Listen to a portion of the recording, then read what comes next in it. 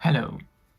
Um, it's 9:15 p.m. the day after Ukraine just won Eurovision, and I gotta say, I'm very happy. It was totally deserved, and I love the fact that they got the highest televote score ever at Eurovision. I got this flag at Eurovision last year, by the way, when I was at the first semi-final, and I'm just really happy that they won. I think it's great that Europe is showing their support for Ukraine once again through this way. And to all the people that are salty about Ukraine winning Eurovision this year, get a life. I don't get you. I literally do not get you. Some people seem to be more sad about Ukraine winning Eurovision than the fact that there is an actual war going on in Ukraine. Like the members of Kalush are going back to the front lines in Ukraine right after Eurovision. So maybe check your privilege before you complain about Ukraine winning Eurovision. And also still people who say that Ukraine won just because of the war, you are really delusional. If you think that Ukraine wouldn't have done well without there being war, open your eyes, open your ears. Ukraine knows how to do Eurovision. Maybe the war gave Ukraine their final push to the victory.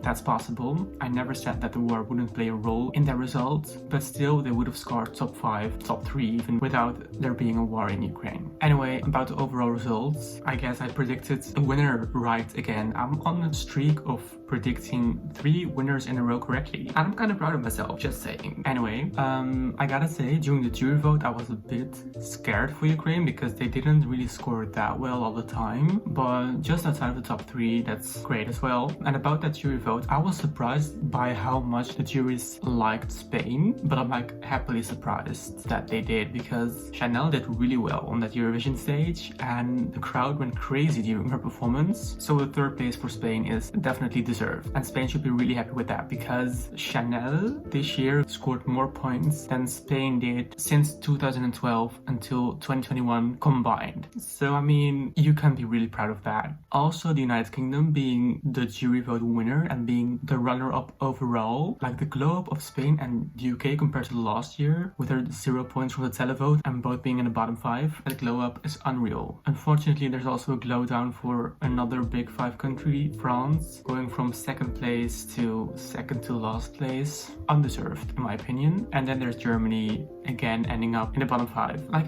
I kept on saying that I didn't expect a big 5 country to end up in the bottom 5 this year, but yet again 2 did. But it's almost like big 5 countries are now taking turns with some being in the bottom 5 and some being in the top 5 or something like that. And as for Esteen, the Netherlands, my country, I'm happy about the results overall. I'm just a bit annoyed that Esteen ended up on the 11th place and not the 10th place. Esteen, come on. Anyway, I'm happy with the results. And also the Netherlands had to wait the whole jury vote to get 12 points. Like the last country gave us 12 points. Italy gave us 12 points. The last country to give their votes gave us 12 points, finally. Also, Moldova being 2nd in the televote. I mean, I expected them to do well in the televote, but not this well. Anyway, I'm happy for them. Also, Serbia scoring this high in the televote, ending on the 5th place. I am so happy with that. I was so scared of Europe not getting Serbia's entry this year, but they still ended on the 5th place. And I had the exact same feeling about Ukraine last year, and they also ended on the 5th place. So maybe I should just stop doubting entries and just believe in them.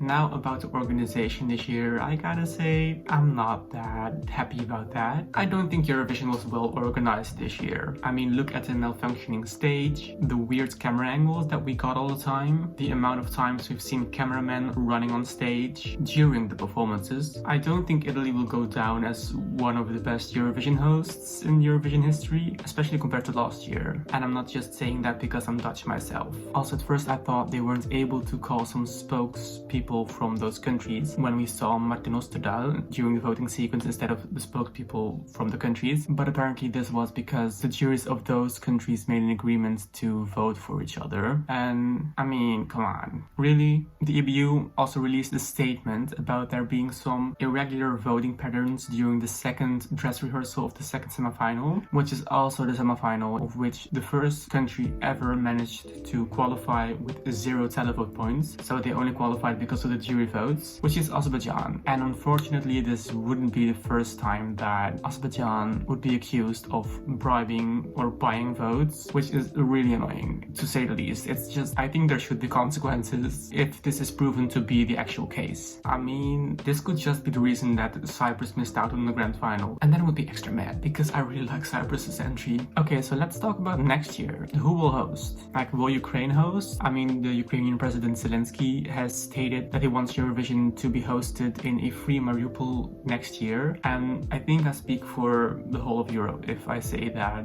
we all hope that that will be possible. I'm just kind of scared that it won't be, and in that case, I'm thinking like, who will host Eurovision? Will it be Germany? I mean, they have an agreement with Australia that if Australia wins Eurovision, that Germany gets to host. So will they also host for Ukraine? But then, seeing that Germany ended on the last place this year, it would be kind of weird, I guess, if Germany all of a sudden hosts. So will it be the UK, also a Big Five country and the runner-up of this year? Will they host? I also know Sweden has offered to host for Ukraine. I don't know, whatever happens, of course we all hope that Ukraine will be able to host. That will be the perfect outcome for this, but I guess we'll eventually find out. Also, there were so many different languages in this grand final this year, and this is also the first time in 30 years that 2 non-English songs win Eurovision in a row, and that makes language enthusiasts like myself very happy. So if you ask me, despite the not so great organization of this year, I'm happy with the way Eurovision turned out this year, and I hope you